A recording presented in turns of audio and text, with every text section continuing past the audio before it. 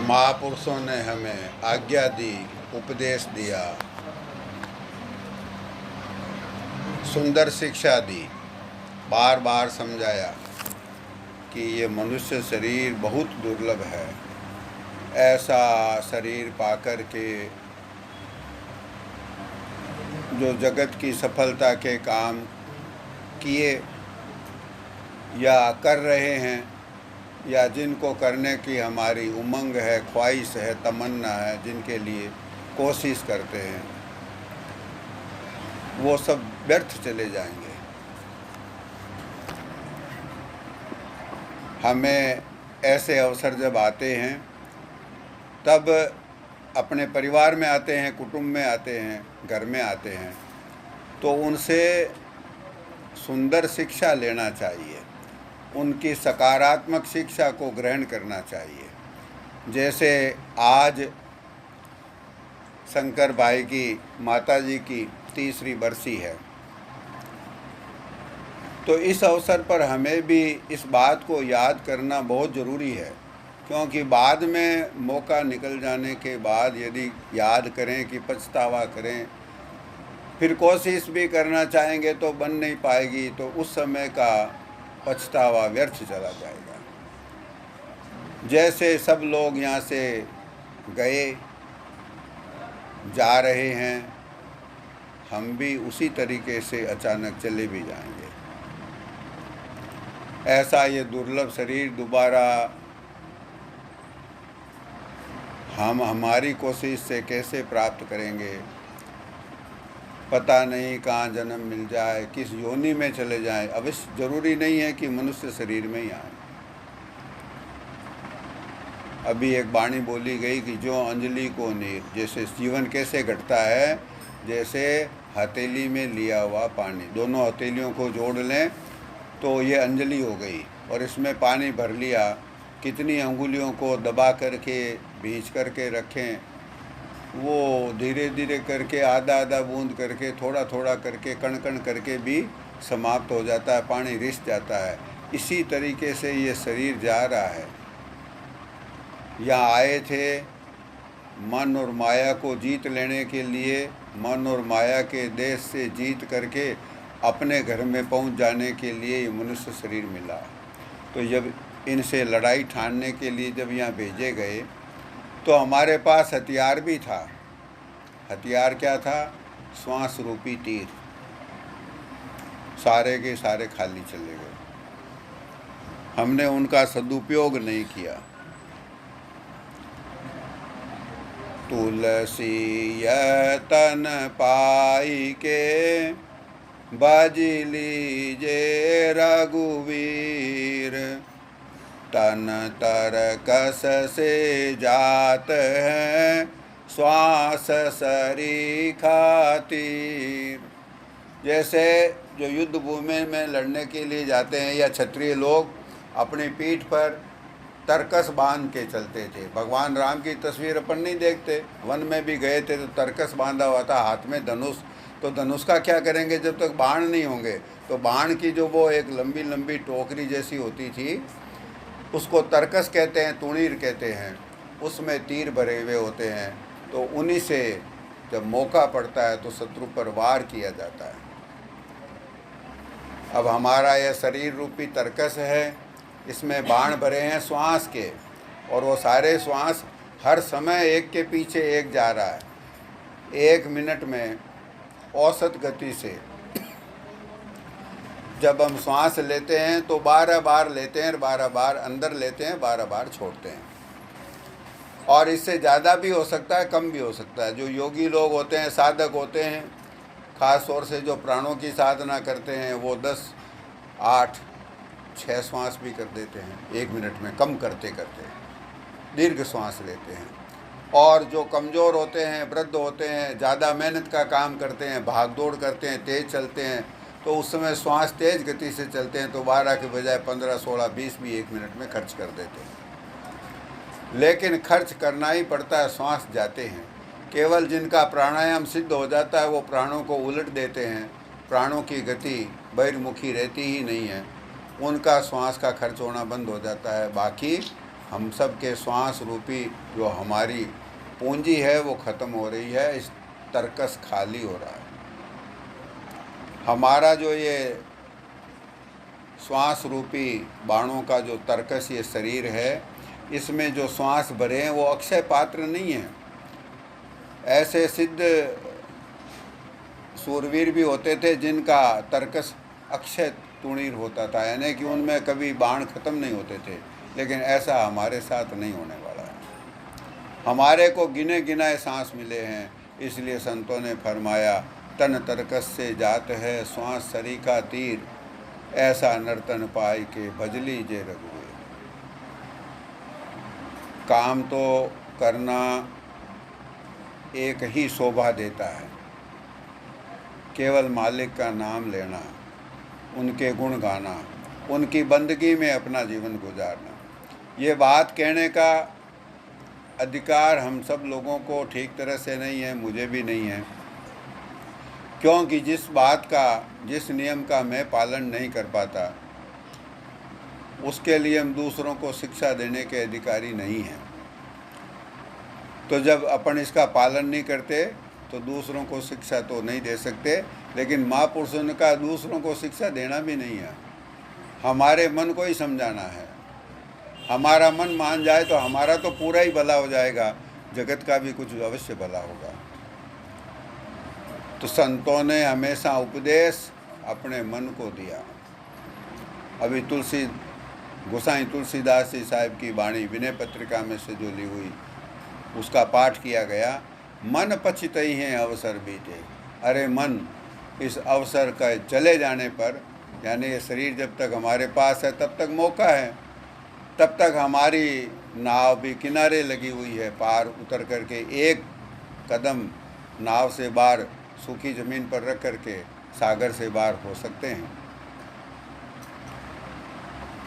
अभी हम मानसरोवर के तीर पर आए हुए हैं, जिसमें मोती भरे हुए हैं। चाहे तो मोती चुंग लें, चाहे तो फिर खाली हाथ चले जाएं।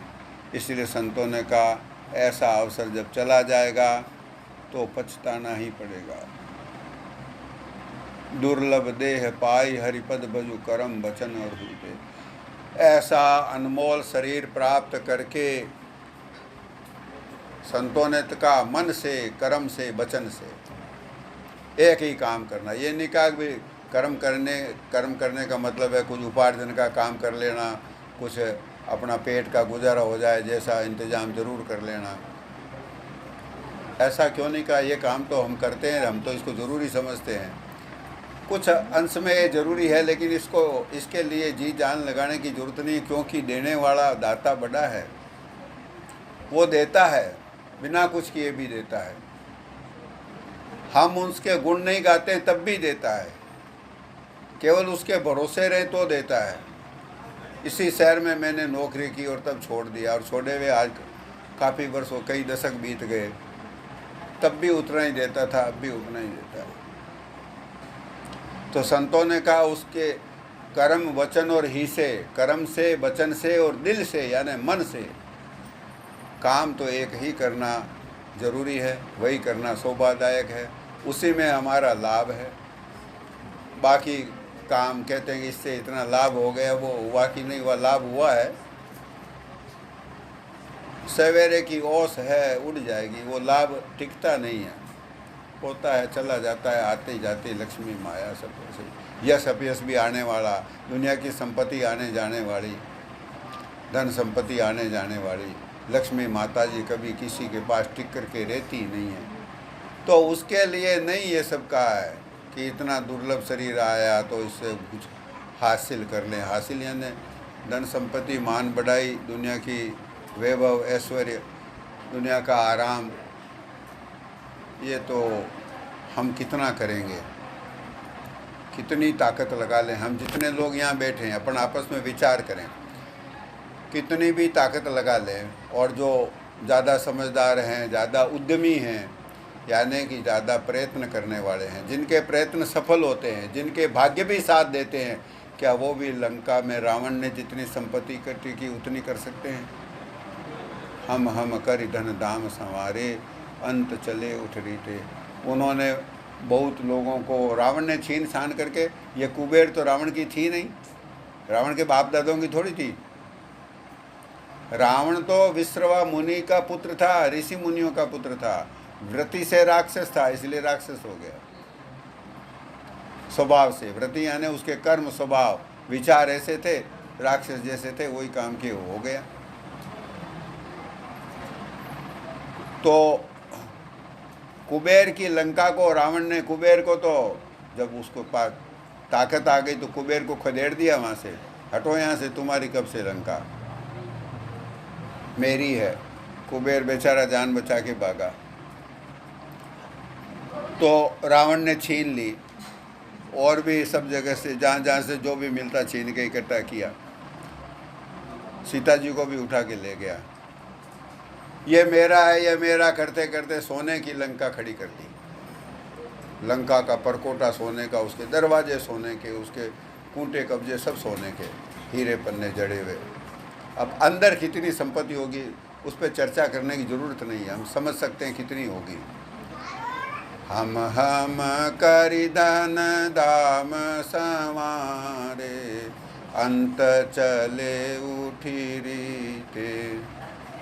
बहुत करके उसने उस हमारी है, मेरी है लंका जैसी राजधानी, जिसकी खाई खोदने की ज़रूरत नहीं पड़ती।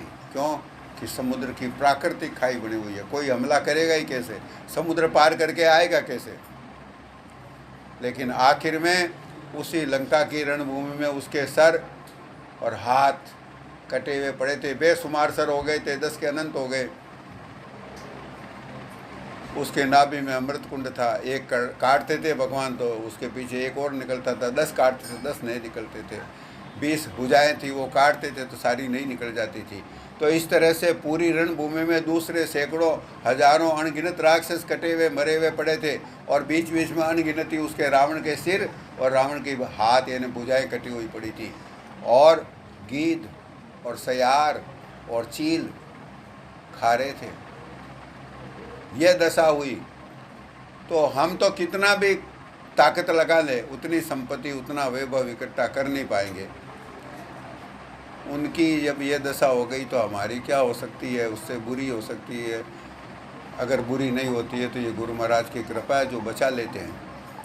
अब चेत जाना चाहिए, अपने मन को अब चेत जाना चाहिए। ये सब कपोल कल्पित बातें नहीं। अगर कपोल कल्पित है तो फिर हम रामायण क्यों पढ़ते हैं, जो फालतू की बातें क्यों पढ़ते हैं। हम सनातन धर्मी विश्वास रखते हैं, जितने भी हम हिंदू हैं सनातन धर्मी हैं, हमें भरोसा है कि वो कथा सत्य है। किसी युग में ऐसा हुआ था, जब सत्य है तभी हम पढ़ते हैं, तभी उसकी कीमत भी है। और जब सत्य है और हम पढ़ते हैं और उसके ऊपर आचरण नहीं करते तो फिर हमारा पढ़ना भी फालतू है। यदि उसको काम में नहीं लेना, जो उसके अंदर लिखी हुई शिक्षा है उसको ग्रहण नहीं करना, इसलिए ये दुनिया जैसी चलती है चलती रहेगी, अपने आप चलेगी। थोड़ी बहुत कोशिश करने से जितनी चल जाए उतना हमारा फर्ज है, और बिना कोशिश किए चलती है तब तो कोशिश ज़्यादा बढ़ानी नहीं चाहिए, कम करनी चाहिए। लेकिन यदि जीवन यापन में कोई दिक्कत है तो कोशिश की जा सकती है सामान्य तौर पर, जिससे पेट भर जाए। साईं इतना दीजिए जामे कुटुंब समाए, केवल इतना दीजिए जिसमें परिवार का पेट भर जाए। मैं भी भूखा ना रहूं साधु न भूखा जाए। गृहस्थी हैं, दरवाजे पर आए हुए अतिथि, दरवाजे पर आए हुए साधजन भूखे न जाएं और हमारा भी पेट भर जाए। इससे ज़्यादा मांगने की मनाही है, इससे ज़्यादा संग्रह करने की मनाही है। इससे ज़्यादा मालिक बिना मांगे दे दे तो वो हमारा नहीं है, वो गुरु महाराज का है, मालिक का है, और हम उसके केवल अमानतदार हैं, सृष्टि हैं। जो चीज़ें हमें छोड़ देगी, हर हालत में छोड़ देगी, उनको इकट्ठा करना, उनसे मोह बढ़ाना, उनमें प्रेम बढ़ाना हमारे साथ धोखा हो जाएगा। उसमें समय खराब करना भी एक धोखा है। आचार्य शंकराचार्य जी कम अवस्था में दक्षिण भारत में उनका जन्म हुआ था। सनातन धर्म की विजय पताका वापस हिंदुस्तान के ऊपर, भारतवर्ष के ऊपर फहराने के लिए, शास्त्रार्थ करने के लिए, विश्व विजय करने के लिए निकले। शंकर जी के अवतार थे और उनका जगत में आना इसीलिए हुआ था कि सनातन धर्म की पुनर्प्रतिष्ठा की जाए, क्योंकि उस समय बौद्ध धर्म बहुत फैल गया था, सनातन धर्म उखड़ने लगा था। तब भगवान विष्णु की ऐसी मौज हुई कि सनातन धर्म तो कायम रहना ही चाहिए। हालांकि बुद्ध अवतार भी भगवान विष्णु के 24 अवतारों में शामिल है, ब्रह्म के 10 अवतारों में शामिल है, लेकिन सनातन धर्म ही हमेशा कायम रहने वाला शाश्वत धर्म है।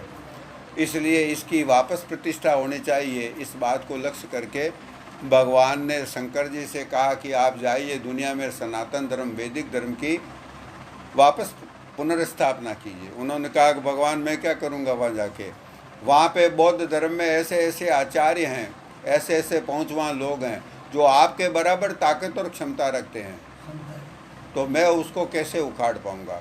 बोला नहीं, ऐसा जाइए, हमारी ऐसी इच्छा है, समय अब ऐसा ही मोड़ लेने वाला है, आप जाइए, कुदरत आपकी मददगार रहेगी। तब शंकर भगवान ने अवतार लिया शंकराचार्य जी के रूप में, और जब इस तरह से वो जाते थे बौद्ध धर्म के आचार्यों को, बड़े बड़े विद्वानों को वो शास्त्रार्थ के लिए आमंत्रण देते थे, शास्त्रार्थ में विजयी भी होते थे। इस तरह से जाते जाते, घूमते घूमते, देशाटन करते करते, पर्यटन करते करते बनारस में गंगा जी के किनारे किसी घाट पर पहुंच गए, और वहाँ पर एक नौजवान पंडित जी मंत्र जाप कर रहे थे। मंत्र जाप नहीं कर रहे थे, कोई धार्मिक मंत्र नहीं थे। पुराने ज़माने में सब चीज़ें मौखिक सीखनी पड़ती थी, कागज़ कलम कहाँ थे।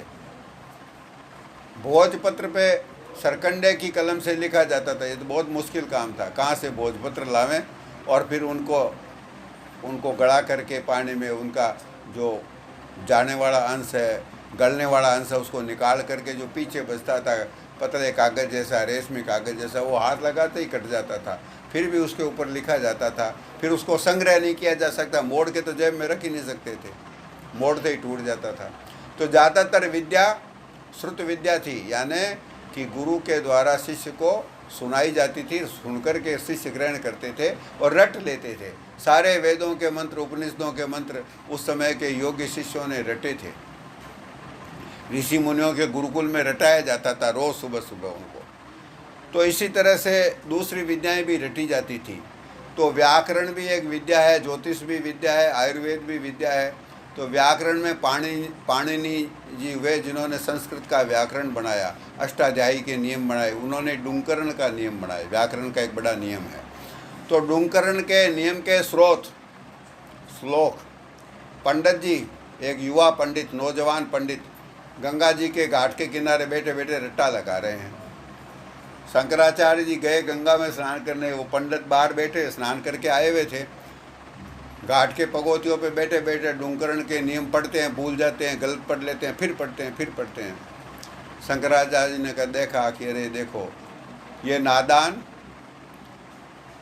व्याकरण के नियम का रट्टा लगा रहा है सीखने के लिए, इतना समय खराब कर रहा है। व्याकरण के नियम सीख भी लिए तब भी क्या होगा, उससे आत्मा का क्या भला होगा।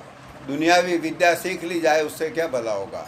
आयुर्वेद के जानकार हो जाएं, ज्योतिष के जानकार हो जाएं, दूसरी अनेक विद्याएं फैल गई अब, उन सब के अगर हम विद्वान हो जाएं, निष्णात हो जाएं, प्रवीण हो जाएं, उससे हमारी आत्मा का कुछ भी भला नहीं होता। आत्मा का भला तो भगवान का भजन करने में है। तो वहाँ पे शंकराचार्य जी ने एक श्लोक उस पंडित जी को कहा, और वो शंकराचार्य जी का श्लोक प्रसिद्ध हो गया, बहुत प्रसिद्ध है शंकराचार्य जी की वाणी में। भज गोविंदम भज गोविंदम भज गोविंदम मूढ़मते। अरे मूर्ख बुद्धि के पंडित, गोविंद का भजन कर, गोविंद का भजन कर, गोविंद का ही भजन कर। और क्या करना है? दूसरे काम में कहाँ लगा हुआ है? डुंकर्ण के नियम क्यों रट रहा है? भज गोविंदम भज गोविंदम भज गोविंदम मूढ़मते। अरे मूर्ख बुद्धि के, गोविंद का भजन कर। प्राप्ते सन्नहिते मरणे नई नई रक्षति डुंकरणे। जब मृत्यु निकट आ जाएगी, प्राप्ते सन्नहिते मरने, यानी मौत अपने पास आ गई या मौत हमें ग्रसने वाली है, उस समय तेरे ये व्याकरण के नियम तुझे बचाने के लिए नहीं आएंगे। और आज यदि गोविंद का सुमरन करेगा, भगवान का नाम लेगा, तो उससे तो बच जाएगा। तो जितने महापुरुष हुए हैं, किसी धर्म संप्रदाय में हुए हों, सबकी शिक्षा एक ही है कि दुनिया रहने की जगह नहीं, दुनिया रहने के काबिल नहीं। दुनिया की संपत्ति, विद्या, मान बढ़ाई, यहाँ का ऐश्वर्य, इसको प्राप्त करने के लिए समय गंवाना ठीक नहीं। ज़्यादा समय तो कम से कम बर्बाद नहीं करना चाहिए। और इसमें सब चीज़ें आ गई। हमारे शरीर के सार संभाल के लिए जो समय खर्च करते हैं, उसमें भी कटौती होनी चाहिए। गृहस्थ के कामों में भी कटौती होनी चाहिए। परिवार, न्यात, बिरादरी, समाज, इसके कामों में भी कटौती होनी चाहिए। समय तो जितना है उतना ही है, थोड़ा बहुत समय तो शरीर के लिए रखना पड़ेगा। तो बचाएंगे फिर कि कहाँ से? नाम किस समय में लेंगे? इसी में से बचाना है।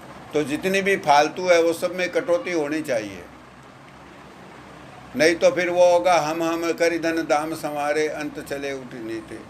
आखिर में तो खाली हाथ सब गए। पूरी लंका जिसकी थी और वो भी सोने की थी, वो भी खाली हाथ गया। तो हमारी संपत्ति की गिनती कहाँ है? आज भी इस समय में भी दुनिया में हमसे तो अनंत गुना ज़्यादा धन संपत्ति वाले लोग कितने हैं, उनकी गिनती भी नहीं हो सकती। तो वो भी जाएंगे, हम भी जाएंगे। हम उसकी तुलना में हमें नहीं पढ़ना चाहिए, उससे तुलना नहीं करनी है अपने को। हमें उससे शिक्षा लेनी है कि जब सभी खाली हाथ चले गए, हम भी खाली हाथ जाएंगे और परेशान होके भी जा सकते हैं। हमारे यहाँ के इस समय के सबसे बड़े उद्योगपति घराना है अंबानी ग्रुप, रिलायंस वाले। और इस समय जो प्रमुख हैं, उनके पिताजी अभी कुछ वर्ष पहले गए, धीरूभाई अंबानी। गुजरात के साधारण गांव में जन्म हुआ, साधारण परिवार से आकर के भारत के सबसे बड़े धनाढ्य व्यक्ति बने। और हमारी औद्योगिक उन्नति में भी, हमारे देश की औद्योगिक उन्नति में भी उनका बड़ा योगदान है। अच्छा किया, लेकिन आखिरी समय में लकवा हो गया था। और उनका खुद का अपना बहुत बड़ा शानदार अस्पताल है, कोकिलाबेन हॉस्पिटल बम्बई में। और उनके लिए किसी भी तरह की चिकित्सा सुविधाओं की कमी हो नहीं सकती। दुनिया में जो सबसे श्रेष्ठ चिकित्सा व्यवस्था है वो उनके लिए उपलब्ध थी। चाहे तो वहाँ जाके इलाज करा लें, चाहे वहाँ के डॉक्टरों को यहाँ बुला लें। लेकिन बीमारी तो बीमारी है, ठीक होवे तो होवे, नहीं होवे तो नहीं होवे। अब लकवा है, किसी को अटैक हुआ, मालिक की दया रही, बिना किसी खास उपाय के कईयों का ठीक हो जाता है। काफ़ी कुछ लगभग ठीक जैसे हो जाते हैं। परहेज रखते हैं, संयम रखते हैं, वापस तो दोबारा नहीं भी होता है। और किसी किसी को ऐसा लकवे का आक्रमण होता है कि कितना उपाय कर लो और कितनी दवा कर लो, पूरा ठीक नहीं होना तो नहीं होना। कईयों की ज़बान चली जाती है। दाहिने अंग में लकवा मार गया जोर का, तो दाहिना अंग जो है ना लुंज पड़ जाता है, तो ज़बान भी साथ में जाती है, बोली बंद। कईयों की तो बोली बंद होती है और कईयों की नहीं होती, ये फ़र्क है। दाहिने अंग में होता है तो बोली बंद होती है, बाएं अंग में होता है तो बोली बच जाती है। पता नहीं क्या दशा उनकी हो गई, जो इतने बड़े धनाढ्य थे। आज के समय में इतना बड़ा चढ़ा चिकित्सा विज्ञान, इतना बढ़िया इलाज का सिस्टम, नहीं हुआ इनका इलाज। और अभी ये बीमारी है, इसमें कहाँ होता है इलाज। किसी का हो गया तो ऐसे भी भाग्यशाली हैं कि हो गया कोरोना और घर में ही बैठे हैं, लक्षण ही नहीं है। अचानक डॉक्टर के पास किसी दूसरे काम से जाएं या जांच कराने जाएं तो पता चला कि कोरोना से पॉजिटिव है, और कोई तकलीफ़ भी नहीं है, मालिक की बड़ी दया। और किसी किसी को हो गया तो कितनी कोशिश कर लो और ऑक्सीजन लगाओ और वेंटिलेटर लगाओ और सब कर लो और आखिर में चले ही गए बहुत लोग। हम करि धन धाम संवारे, अंत चले उठी रीते। रीते यानी खाली हाथ सब गए हैं। हमें केवल शिक्षा लेने के लिए इन चीज़ों को याद करना है, किसी का दोष नहीं देखना, किसी में कमी नहीं देखना। और हमें इस गरूर में नहीं रहना कि हमें अभी कोरोना नहीं हुआ, लकवा नहीं हुआ, हमें कुछ नहीं हुआ। रावण की तरह हमारे सिर कटे कहाँ, अभी तक नहीं कटेंगे शायद, सबके साथ वो थोड़ी होता है। हमें उससे केवल शिक्षा लेनी है। सहस बाऊ दस बदन आदि नृप बचे न काल बली थे। काल इतना बड़ा बलवान है कि हिरण्यकश्यप जिसके 1000 भुजाएं थी और रावण जिसके 10 सिर थे, उनको ही निकल गया। बाली था, रावण को अपनी कांख में दबा करके बैठ गया, 6 महीने तक छोड़ा ही नहीं, एक तीर में गया। भगवान ने एक तीर लगाया और उसी में गया। इनसे शिक्षा लेनी है। हमारे ऊपर पता नहीं किस तरीके से आक्रमण करेगा। हमारे लिए वो भगवान है। हमारे लिए जो तीर छोड़ा बाली के ऊपर, वो शरणागत की रक्षा के लिए छोड़ा गया, सुग्रीव की रक्षा के लिए। काली के लिए तो वही तीर काल था, बाली के लिए तो वही तीर काल था। बाली को तो खा गया। इसलिए काल किस रूप में आ जाएगा, कैसे आ जाएगा, हम नहीं पहचान पाएंगे। उसको क्या पता था कि ये जो आए हैं तपस्वी राजकुमार अयोध्या के, बाली ये थोड़ी जानता था कि ये मेरे काल हैं, मेरी मौत है। इसलिए डर के चलना जरूरी है। सुत बनिता आदि जान स्वार्थ रत न करू नेह सबई। जितने दुनिया के रिश्ते हैं वो सब स्वार्थ के ऊपर टिके हुए हैं। इस बात को हम रोज़ाना याद करते हैं। महापुरुषों ने अनेक बार नहीं बल्कि गिने तो अनंत बार कह दिया होगा। हम चिकने गड़े हैं, समझते ही नहीं। ये सब स्वार्थ के रिश्ते हैं, स्वार्थ के रिश्ते हैं। इसलिए संतों का उपदेश है, संतों की दीक्षा है, हमारे लिए उनकी शिक्षा है कि इनसे ज़्यादा मोह न बढ़ाएं। साथ में रहना है, प्रेम से रहें, झगड़ा नहीं करना। झगड़ा किसी से ही नहीं करना, साथ रहने वाले से क्यों करना। जो साथ में नहीं रहते हैं उनसे भी झगड़ा नहीं करना, जो हमारा विरोधी है उससे भी झगड़ा नहीं करना, लेकिन मोह भी नहीं करना। सुत बनितादि जान स्वार्थ रत न करू नेह सब हिते। अंतहु तो ही तजेंगे पामर तू न तजे अब हिते। देखिए शिक्षा अपने मन को दी हुई है। शुरुआत में विनय पत्रिका के इस पद में, भजन में मन को शिक्षा देने से शुरू हुआ है। दूसरों को शिक्षा नहीं देनी है। ये जो मैं याद कर रहा हूँ ये मैं अपने मन को समझाने के लिए कर रहा हूँ। हमें अपने अपने मन को सुधारना है। मन पछताई है अवसर बीते। अरे मन, मौका निकल जाने पर तुझे पछताना पड़ेगा। फिर समझाने के लिए इतना विस्तार किया।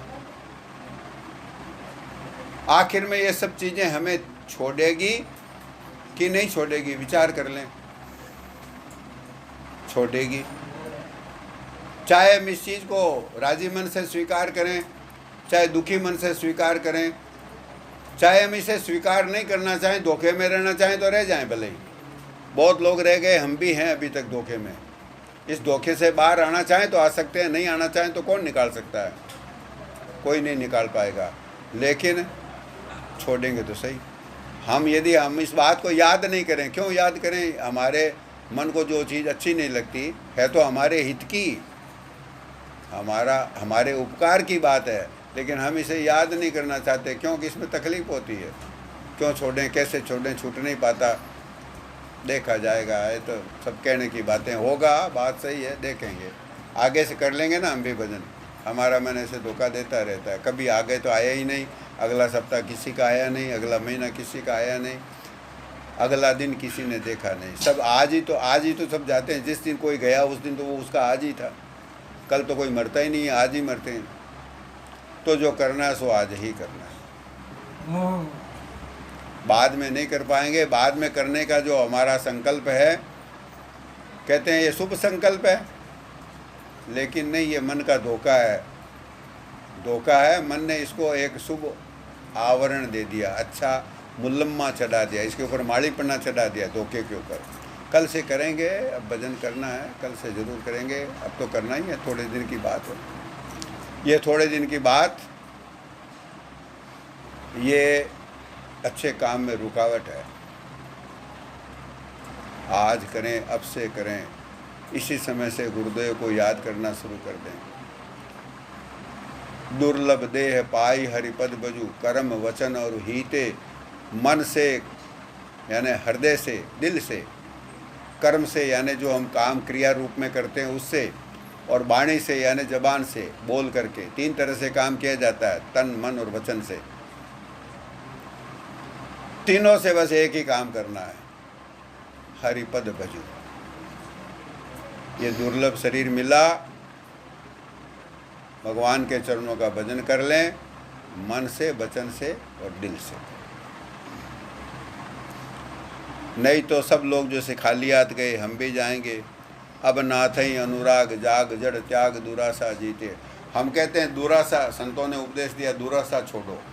अपन रोज़ पाठ में एक प्रार्थना करते हैं, बाप जी ने सिखाई, सतगुरु सतगुरु सतगुरु स्वामी, दुरासा मेटन सतगुरु स्वामी। कभी अपन ने सोचा नहीं कौन सी दुरासा मिटवानी है बाप जी से। अपन बाप जी से क्या मांगते हैं, बाप जी ये काम अटका हुआ है गृहस्थी का, खेती जल रही है, दया करो, बरसात टाइम पर करवा दो। अच्छा, ये प्रार्थना नहीं करते हैं तो घर में कोई बीमार तो कहते हैं बाप जी अब दया करो, इस बच्चे को ठीक करो, अब आप ही दया करेंगे, हमारे तो आपका ही सहारा है, हम तो आपको ही जाते हैं, हमारे तो कोई दूसरा इष्ट नहीं है। ये ऐसा नोट टेकते हैं कि आपके अलावा और हम किसके पास जाएं। तो बाप जी कहते हैं दूसरे के पास क्यों जाते हो, हम हैं ना, तो फिर ठीक करो बाप जी। तो इसलिए बैठे हैं, और किस लिए बैठे हो ये बताओ। तो बाप जी भी लाजवाब हैं, क्या जवाब दें, हम समझेंगे नहीं। ये सब क्या है, ये जो आशाएं हैं हमारी जगत की, संतों ने तो कहा ये दुराशा है। ये सब नाशवान चीज़ों के लिए हम जो मांग रहे हैं, आशा बना रहे हैं, बढ़ा रहे हैं, प्रार्थना कर रहे हैं, और प्रार्थना में सुबह सुबह उठ करके कह दिया कि हे बाप जी दया करना, दुराशा मिटाना, फिर दिन भर दुराशा कायम। और बाप जी कोई चरणों में बार बार पेश और कर रहे हैं, नज़दीक जा करके बाप जी के आसन पर, फोटो पर, बाप जी की तस्वीर के सामने मत्था टेक के कहते हैं आज इस काम के लिए जा रहा हूँ, अब आप दया करके लाज रखना, निभा देना। सुनते हैं संत खुश ही हैं, हमेशा खुश ही रहेंगे। असली प्रसन्नता इससे नहीं होती। कर देंगे ये काम भी, ये कोई मुश्किल का बात नहीं है। जो बाप जी चाहते हैं, जैसा हम चाहते हैं वैसा बाप जी से यदि करवाना भी चाहें, और वो काम नीति सम्मत हों, अनीति वाले नहीं हों, मर्यादा की सीमा में हों, किसी का बुरा सोचने, बुरा करने की प्रार्थना करेंगे वो तो मर्यादा के बाहर है। तो यदि मर्यादा के भीतर दुनिया की कामनाएं रख भी दी बाप जी के चरणों में, बाप जी ने सुन ली, नाराज नहीं है, इंतजार कर रहे हैं, ठीक है तेरी बात सुन ली, सब पूरी कर देंगे। हालांकि इनमें कोई तेरा फायदा नहीं है, तब भी कर सकते हैं तो कर देंगे, क्यों तू चाहता तो कर देंगे। तो जैसा बाप जी चाहते हैं वैसा थोड़ा हम भी कर लें वापस। हमने हमारी चाहना बाप जी के सामने रख दी। बाप जी कहते हैं अब नाथ अनुराग जागु जड़। अरे मूर्ख, अब मालिक के, गुरुदेव के चरणों के प्रेम में थोड़ा जग, उधर से सोया हुआ है। त्यागु दुरासा जीते। ये जो दुराशाएं हैं, हम सोचते हैं कि इस बार की ये बातें पूरी हो जाए, हमारी ये कामनाएं पूरी हो जाए, तो फिर हमें कुछ करना ही नहीं है, फिर तो भजन ही करना है। लेकिन संत कहते हैं कि ये तो कुदरत के कानून के खिलाफ है। कैसे कि जितनी आशाएं हैं, जितनी प्रार्थनाएं, जितनी चाहनाएं, जितनी मांग हमने रखी, वो यदि पूरी कर दी जाए तो फिर कोई बचेगी नहीं। ये गणित गलत है। जितनी आशाएं हैं अगर उनको गिना जाए तो वैसे तो अभी भी गिने तो बहुत सारी निकल जाएगी, लेकिन यदि वो पूरी कर दें तो फिर अनंत पैदा हो जाएगी। एक आग लगी हुई है, उसको बुझाने की कोशिश करना है। हमारे पास पानी नहीं है, घी है, हम सोचते हैं चलो इसी से बुझा देते हैं आग को। उस जलती हुई आग में घी डाल दें, आग जलेगी, भड़केगी कि बुझेगी? भड़केगी। बूझे कि काम अगिन तुलसी कहूँ, विषय भोग बहु गीत। कामनाओं की अग्नि, दुनिया के पदार्थों की चाहना की आग भड़की हुई है हमारे दिल में। ये चाहिए, वो चाहिए, ये पूरा करना, जल्दी करना, बाप जी से भी मदद मांगते हैं, जल्दी करिए। इस आग में पहले ही जल रहे हैं। अब इसी के अंदर जो है ना, दुनिया के पदार्थों के सुख, दुनिया के रिश्तों के सुख, दुनिया की मान बढ़ाई का सुख, ये जो हमारी चाहनाएं हैं, दुनिया के सामान, लोग, पदार्थ, जगह, इनके प्रति जो आसक्ति है, ये इंद्रियों के जो भोग हैं, देखना, सुनना, सूंघना, भोजन करना, शरीर को आराम के सब काम करना, ये सब जो है ना माया के पदार्थ हैं, ये सब विषय भोग हैं। इनकी आहुति देने से वो जो हमारे दिल में दुनिया की आशा की, तृष्णा की कामनाएं हैं, वो बुझ कैसे जाएगी? ये तो कोई गणित महापुरुषों के समझ में नहीं आने लायक बात हो गई। हम रोज़ ऐसा करते हैं, बाप जी इतनी दया कर दो, इसके बाद में मुझे कुछ चाहिए ही नहीं, बाकी सब कामनाएं आपने पूरी कर दी, अब कुछ नहीं चाहिए। वो क्या करें, हंसते हैं, मन में विचार करते हैं, अफसोस भी होता होगा, क्या पता क्या होता होगा। अपन उस घाट पे नहीं है तो उस बात को महसूस नहीं कर सकते। लेकिन संतों ने कहा कि इस तरह से तृष्णा की ज्वाला कभी नहीं बुझेगी। अग्नि जलती हुई है, उसके अंदर घी की आहुति डालें और फिर कहें कि ये बुझती क्यों है, बुझती क्यों नहीं है, जलती क्यों है, तो ये हमारी नादानी है। तो अब से कामनाओं को कम करना भी जरूरी है, नहीं तो वो जो बात शुरू तो हुई थी कि अवसर जा रहा है और इसके चले जाने पर हमें पछताना पड़ेगा, मन पछते ही हैं, अवसर बीते। लेकिन बात जाके समाप्त कहाँ की महापुरुषों ने, कि ये कामनाओं की जो अनंत, एक के पीछे दो, दो के पीछे चार, चार के पीछे 16, 16 के पीछे 256 हो जाती है। 16 को 16 से गुना करें तो इसके आगे का गुणा मुझे आवे ही नहीं मौखिक। तो इस तरह से कामनाएं कभी भी समाप्त नहीं होगी, और जब तक ये रहेगी तब तक हम सुखी नहीं होंगे, तब तक हमारा जीवन सफल नहीं होगा, तब तक जो ना मनुष्य जीवन को व्यर्थ ही गमा ही रहे हैं। तो फिर ये भगवान का भजन कब होगा? तब होगा जब दुनिया की कामनाओं को विराम दे दें, इसके अंदर घी डालना बंद कर दें। यदि अपने पास पानी नहीं है बुझाने को आग का, कोई बात नहीं, अभी तक घी डाल रहे थे इसलिए बुझी नहीं, अब घी डालना बंद करें तो भी अपने आप थोड़ी देर में बुझ जाएगी। नई खुराक न दें, मन को खुराक नहीं मिलनी चाहिए।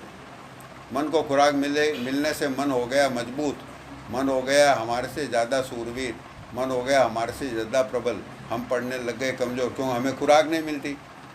सुरत यानी जीवात्मा खुराक तो मालिक के चरणों का प्रेम है, उनके नाम का सुमिरन है, वो हमसे होता नहीं, हम करते नहीं, या ढंग से नहीं करते।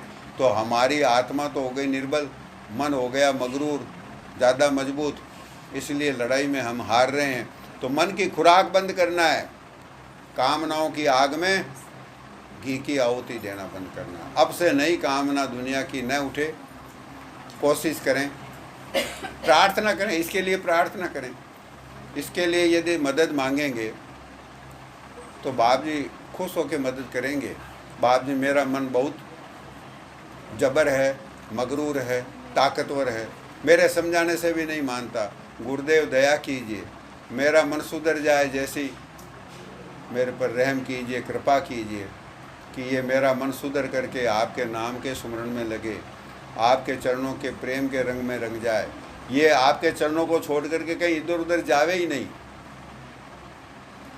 ऐसा करेंगे तो जीवन सफल हो जाएगा। तो जैसे हमारे बडेरे गए, जैसे हमें भी एक दिन जाना है, तो जाने की तैयारी हो जाएगी पहले से, आगे यात्रा पर जाना ही जाना है। और उस अनजान यात्रा पर जाने के लिए हमारी तैयारी जो कमज़ोर है, वो तैयारी इसी का नाम है। तो बाप जी के चरणों में प्रार्थना करें कि आज से बाप जी हम पर दया करें, रीझ जाएं, हमारे अवगुणों को क्षमा करें, अब तक की नादानी, भूल और अवगुणों की माफ़ी बख्शें, और आइंदा से वही काम करवाएं जिनमें उनकी असली प्रसन्नता है, उसी में हमारा भला भी है उनकी प्रसन्नता में ही हमारा गुजारा भी है। हम सोचते हैं कि इतना इतना सामान दुनिया का और मिल जाएगा, इतने काम और बन जाएंगे, तब हमारा गुजारा आसानी से होगा, नहीं होगा। शरीर का ही गुजारा नहीं होगा, आत्मा का तो होने ही वाला नहीं। आत्मा तो ऐसे ही अंत चले उठी रीटे में जाएगी, आत्मा ही तो जाएगी, शरीर तो यहीं पड़ा रहेगा।